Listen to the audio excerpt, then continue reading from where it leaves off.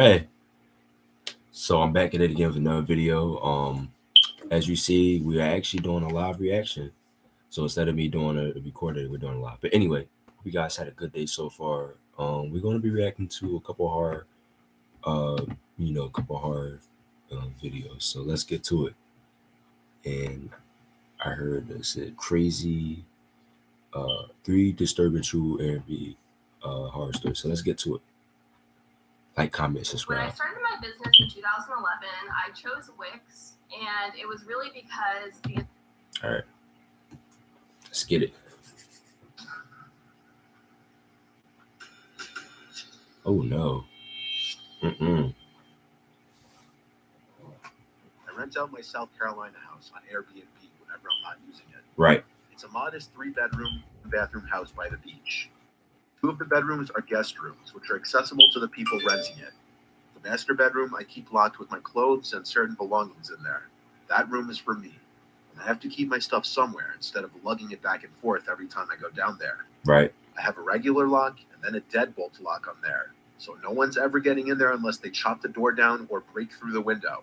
But also, it's not like I keep anything super expensive in there, mainly just clothing. This was early last spring. It was still chilly up in Massachusetts where I live most of the year. I wanted to take a drive down to my South Carolina house for the week.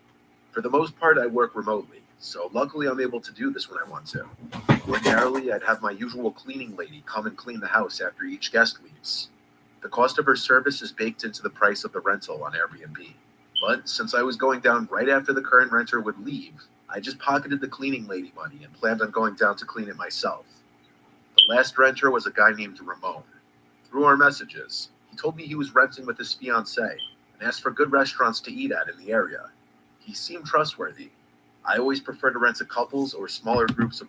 And see, that's where you mess up. Just because somebody seems trustworthy doesn't mean they are trustworthy.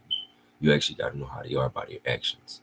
So you can't just be, oh, he seems trustworthy. Nah, you got to know how he really is. Women as opposed to groups of young men, because they're usually the ones to come and get shit-faced and potentially damage the place. I started my drive very early in the morning. It was about a 16-hour drive, stopping only for a quick bite and to use the bathroom. By the time I got to the house, it was about 10 o'clock at night. I went to unlock and open the front door first, before going back to my car to grab my bags and go inside. I was shot from driving. I didn't even bother checking the place out or anything for a mess. I just went straight to my bedroom door to unlock it. I collapsed into the bed without brushing my teeth or anything. For those that haven't done it, a 16-hour straight drive will absolutely kill you. I crawled under the covers, and I was out like a baby in a matter of minutes. You'd think I'd have slept through the night, but no, I woke up in a black room. The clock next to my bed read 11:30 p.m. I had only been asleep for a little more than an hour. Something woke me up. I grabbed my phone to check for any texts out of habit. Then I turned on the bedside lamp. I looked around the room, then got up and went out to the living room. I took this moment to start analyzing the place. I didn't notice a single thing moved. Not a pillow, not a can of beer, nothing. I went to the bedrooms. Both were void of any people, though the covers on a bed in one of the rooms seemed to have been moved. So yes, they did come. I thought they may have been the cleanest couple to have ever stayed in my place. I have a camera set up on the front porch of the house. I never really think to check it unless a customer is giving me any kind of hard time. But I was curious. I opened the app to the camera system on my phone and went to the movement history. It picked up on a man entering the house via the code lock 3 days earlier. Just a man, though. He had no woman with him. Strange. I checked for any other movement updates from then until the moment I showed up, which it also caught on video. And there was nothing. I checked it over like 5 times. I suddenly got the chills. I went to the Airbnb app to message Ramon and ask if he checked out okay, even though it was late at night. I went to check the bedroom where I presumed he It's slept. Ramon. I started checking under the bed and in the closets. I was yanking the closet doors open as if I were ripping off a Band-Aid. Each time, I was greeted with an empty closet. I moved along to the second guest bedroom. Both twin beds in here were still neat and untouched. As I yanked open the last closet he could have been in, I saw that it was empty. I sat on one of the beds for a second to just stare at the conversation between Ramon and I. That's when I heard the master bedroom door click shut, quietly, in a way that a person would have done it, not a draft. I went out to the living room and looked at the master bedroom door. I said, "Ramon, are you still in here?" With a shake in my voice. No response. I could see the light was still on in the room through the bottom crack of the door. I got on all fours to look under the crack of the door, and I fell backwards. And I saw 2 feet standing not far behind the door, maybe a couple feet away. I went to the knife holder in the kitchen, planning to grab the biggest carving knife, and it was already taken. At this What? point, my only logical option was to leave the house and call 911, and that's what I did. I waited out front until the police showed up. Then, as we went inside, there was Ramon, waiting in the living room, no knife in hand. He spoke in his Portuguese accent, acting all innocent, saying he just needed a place to stay for one more night, which was complete bullshit. He denied ever picking up the knife, which was conveniently placed back in the knife holder now. After 30 minutes of 2 police officers outside talking to Ramon and 2 inside talking to me, they actually let him go and told me I should contact Airbnb and try to work it out with them. And I was just shocked. I felt like the police didn't do their job. After everyone left, I changed the lock code on the door, and I contacted Airbnb about what happened. Though I didn't receive payment for the extra day Ramon squatted in my house, they did apparently ban him from ever using the app again. It doesn't really feel like proper justice, though, when he was potentially waiting to stab me in my own house, in my own bedroom. He was crazy. Sus. Here's one thing you need to do before you start your holiday shopping. Don't spend another dime on Amazon until you watch this. I'm 26 years old, still living with my parents. I'm not content with my job, and I'm in a relationship that I'm not too sure about. To say I've been stressed would be a monumental understatement. My mom and I were not getting along one week, and everyone was just bothering me. I wanted to escape for a weekend. I looked into little 1-bedroom Airbnbs up in the mountains and found one for cheap. It was in Troutdale, Virginia, a couple hours away from us. And based on the pictures, it was this nice, private, and peaceful-looking little place surrounded by woods. It was the fall, too, so the foliage was going to be beautiful. I told my parents I was going there for the weekend. My mom seemed overly happy about me. Oh no. Dark. It's gonna be dark at night. Oh no. Ain't no way. No street lights, no nothing. Just straight up forest. I can't do it. Leaving for the weekend. My girlfriend was more so just confused, finding it weird and suspicious that I was going away to some random cabin in the woods alone for a weekend. Yeah, it is. She right. When Friday came, I packed a backpack full of clothes, toiletries, and Look my at that. laptop, and I headed out for the road. It was around a 2.5-hour drive door to door. The area of Troutville was very quiet and scenic. It was a perfect escape from suburbia back home. I needed a nice weekend just to spend to myself. I was driving up a gravel road when my GPS told me I arrived. I saw an opening in the trees next to the road.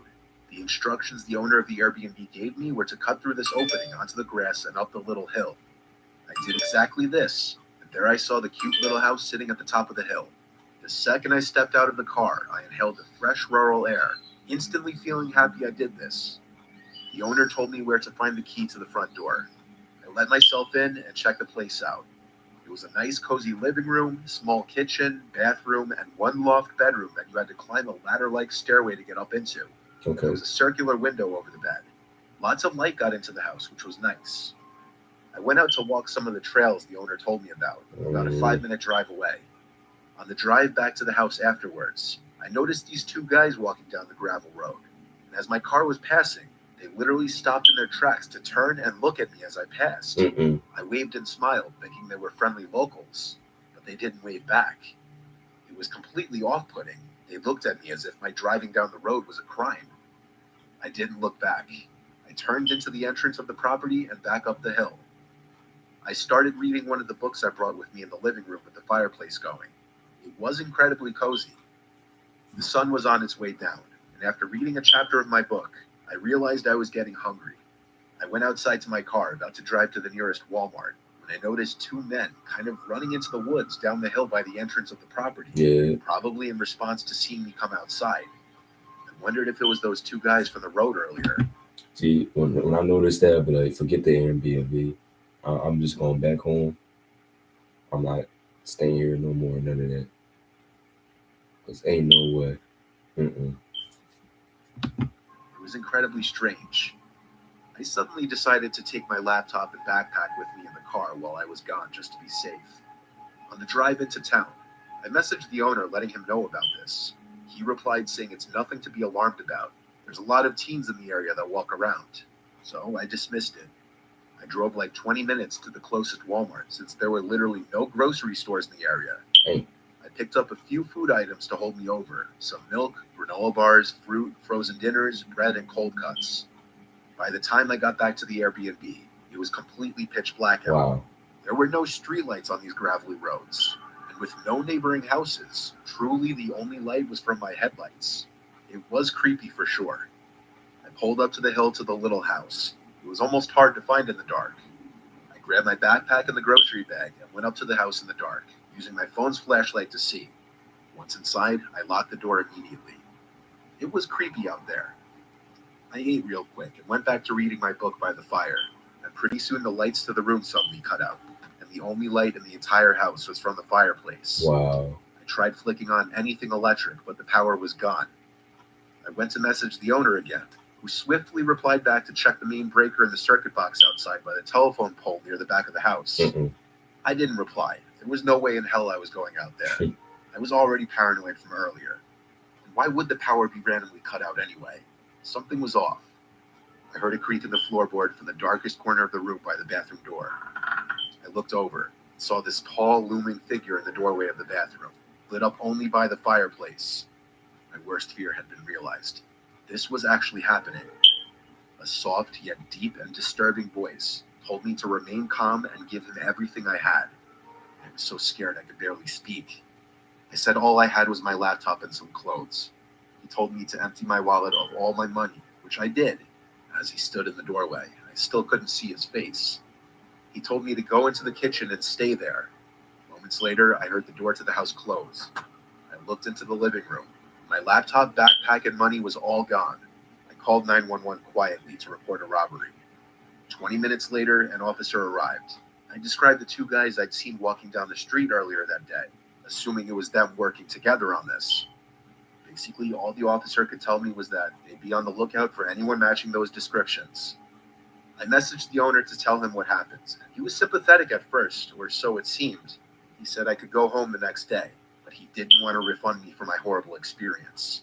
A trip I thought would be a nice detox for a stressful point in my life only made it worse. Luckily, my laptop was only like $400. I didn't pack any expensive clothing, And that's but it still was a still the lot. scariest experience of my life. There is a small part of me that believes the Airbnb host may have something to do with it, because I still have no idea how that guy got into the house. That's crazy. Yeah, it had to be. Let's take a look. The thing I'm obsessed with most about Curology is Gee. So a few years back, after some friends and I graduated high school, we celebrated in the White Mountains National Forest Reserve. We only lived 2 or so hours away, so it wasn't much of a hike. We all packed inside my friend Alexis's car. Also with us was my friend Rob, his girlfriend Stephanie, and our friend Kelly. Alexis's car was a Hyundai Accent, so a very small vehicle. We didn't pack much. We were headed to this Airbnb in Carroll, New Hampshire at the height of the summer. Okay. It was a gorgeous Wow. drive. Once we got to the house, That's- it was just as yeah. depicted in the photos. Only the pictures didn't include the shambling-looking shed next to the house. Oh no. It seemed like it had seen better years. I probably could have knocked it down myself. Alexis joked around that maybe some old crazy guy lived in there, and that's why the place was so cheap. But we all laughed it off and unpacked our things. I'll be honest, I was really into Alexis, and I think she was into me, on account that she said we should share a bed. More so because the third bedroom had 2 doors leading to the outside and had a perfect view of that old shed. So she didn't want to sleep there. She wouldn't let me. We both put our things in the living room and made the pull-out couch our bed. Not much happened the first night. A little later, we all sat in the hot tub in the garage/rec room. Alexis sat next to me, and we faced the woods, while Rob and his girlfriend were opposite of us. Rob's girlfriend couldn't step completely into the water on account of the stitches she just got. Stephanie and I were always good friends and carried on with stories and joked about high school, sipping on our potentially illegally acquired booze. Kelly, on the other hand, was changing and not with us. Rob kicked my leg from under the water and winked, seeing how close Alexis was getting to me. But that wasn't too much of a deal. We tried to plan out our next day and talked about hiking to Mount Washington and the Flume Gorge.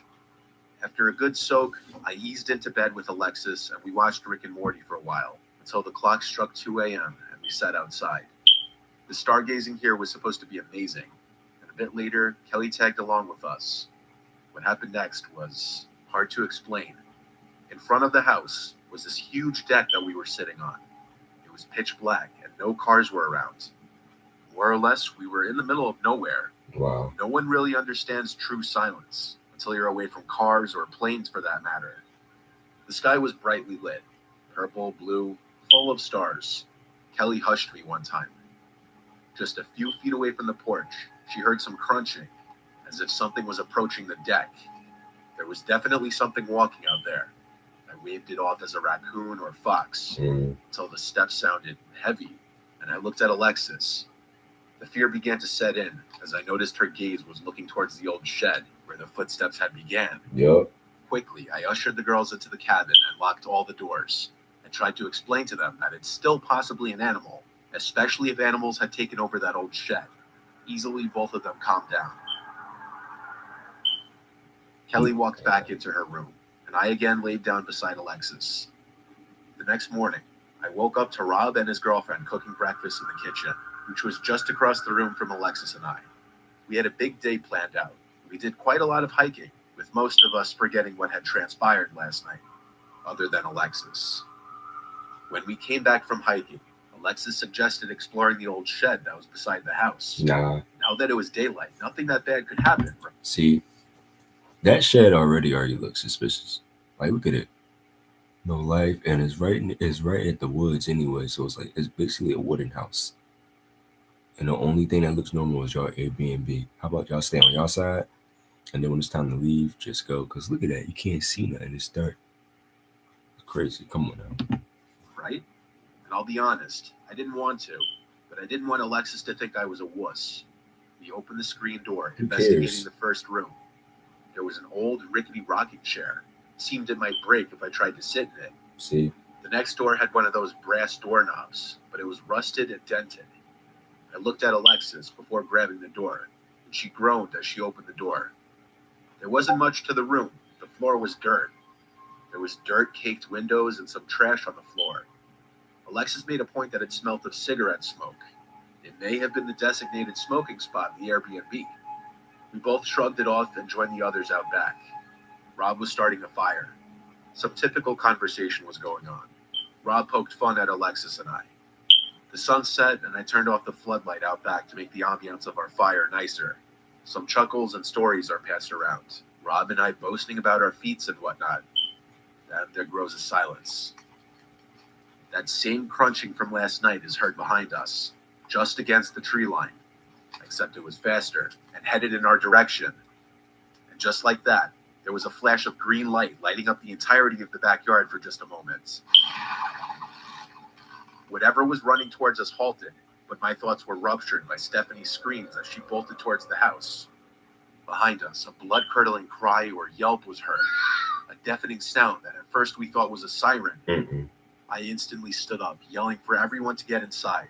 Stephanie must have saw whatever it was that made that cry. In my bolt, I accidentally knocked over Kelly, who hadn't gathered the entire scene yet. I turned around to help her up. Rob was already halfway to the house. I ran to help Alexis gather our food items. Last thing we wanted if it was a bear for them to stay any longer. After that, I rushed Alexis to the back door, where Rob was waiting for us with some kind of bear spray. I already at this point had my Bowie knife out. I commanded him to go in, but he yelled at me to go in because he's got the range.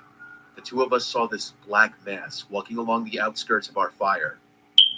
We didn't stay long enough to find out what it was. After meeting the girls in the living room, we called the police immediately. The officer reported to the house and looked all around with his flashlight, finding nothing. He clarified to us that the flash was due to lightning striking a nearby power line or transformer. As for the thing, he said it was likely a fisher cat or something. But Stephanie said that she saw a man. hunched over with a cloak or blanket hung over him. Mm-mm. Needless to say, we didn't stay the next night over. The sheer paranoia of someone or something stalking us in the woods was reason enough. To say the least, we haven't returned to the mountains since. Who knows what's crawling around in those woods? Mm-mm. Don't want to find out. Definitely don't want to find out.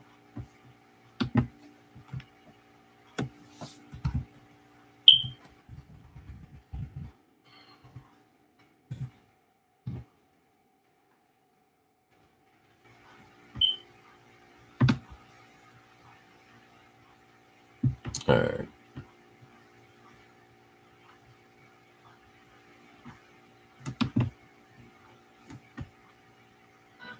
Hey guys, we're giving out a ton of these Nike socks right now for free. No credit. All right.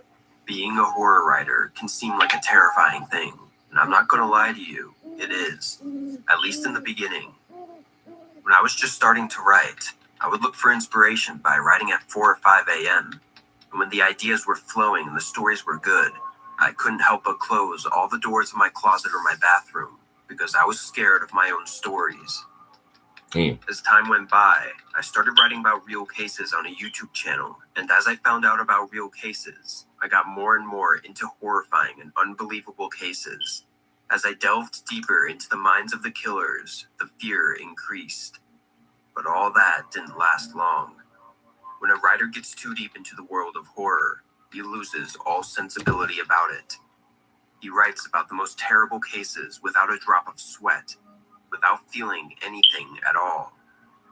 My name is Gustavo, and this used to happen to me until I had an experience like the one I wrote about that made me understand the real terror suffered by all the real victims of whom we wrote the story. I may not have been locked in a back room with an evil cat that day. I may not have summoned a demon playing Ouija on Halloween, Oh or no. been stalked by someone from the deep web on Omegle. But on that day, my life was as much at risk as any of them. It all started on a summer night, and I have to tell you that I hate the heat. So I started writing so I wouldn't have to think about running out of air. I know a lot of writers who still use typewriters, but since all my stories were destined for my blog or a YouTube channel, I obviously preferred my computer. I got up from my chair and headed for the fridge to get a cold drink. What I didn't know at the time, and wouldn't find out by watching the cameras hours later, is that I wasn't alone. There was someone watching me through the window. With my mind on a case I was researching for my next story, I headed to my computer and after sipping my apple soda, continued typing. At that point, it wasn't too late, so I got a call from my girlfriend, unaware of what was going on behind me. Hey, how are you? Of course I can accompany you. I'll wait for you at the bus stop tomorrow morning. Great. Let me just finish this story and I'll call you on Skype. Nah. Okay? Nah. Sure. Love ya. Again, it wasn't until I saw the cameras several hours later that I understood that my life was at the mercy of a psychopath. Wow. I continued to write, but suddenly, and without being able to save anything I wrote, the power in my house went out. Come on! Really? This sometimes happened in my house, as the fuse box was a bit old, and I had to go down to the basement to fix it. What I didn't know was that the person who was behind me before had not only walked in the direction of the basement, but he was the one who cut the light. In the dark, I descended the stairs to the basement. I went in slow motion so as not to fall, but I had to admit that I felt a little scared. Until now, I had been lucky that the power outages were usually during the day.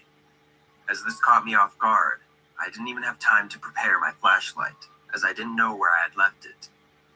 I continued down the stairs one by one and in slow motion, telling myself that it was just my house, that I had nothing to do with it, when in reality, my life was at risk with every step I took down those stairs. After descending those steps that took forever, I walked slowly in the dark to the fuse box.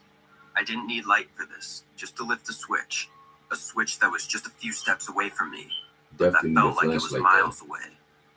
When I got there, I reached out with my fingers and found the switch. The light was back on, and I breathed a sigh of comfort. I walked relieved towards the stairs, again thinking about the story and how much I had lost of it because of the cut, when suddenly I heard a noise coming from the fuse box, so I turned and looked at it. See, I couldn't believe what I was seeing. A person was inside my house.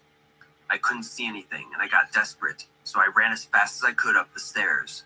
But in an attempt to go faster, my foot slipped, and I fell to the bottom of the basement with the invader. Terrified, and with an extremely sore leg, wow. I couldn't muster the strength to stand up and climb the stairs, so I crawled backwards and stayed against the wall, hiding. The only source of light coming into the basement was a small trickle of light coming from a small window at the top of the basement, but that didn't help me at all to know where I was. I tried to keep quiet, not to make the slightest noise. I closed my eyes to sharpen my senses and heard him better than ever.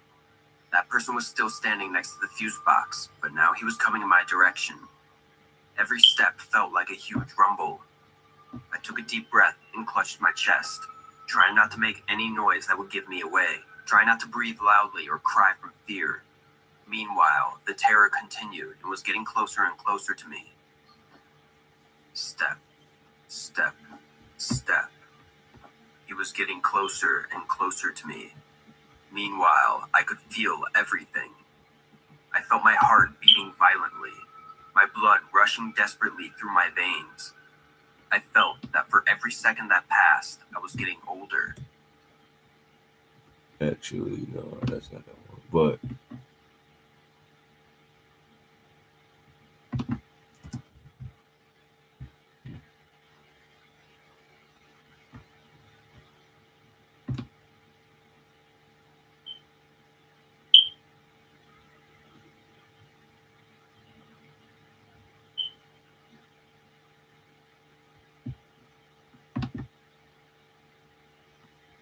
it was a scary basement video, but that's not what I'm looking for.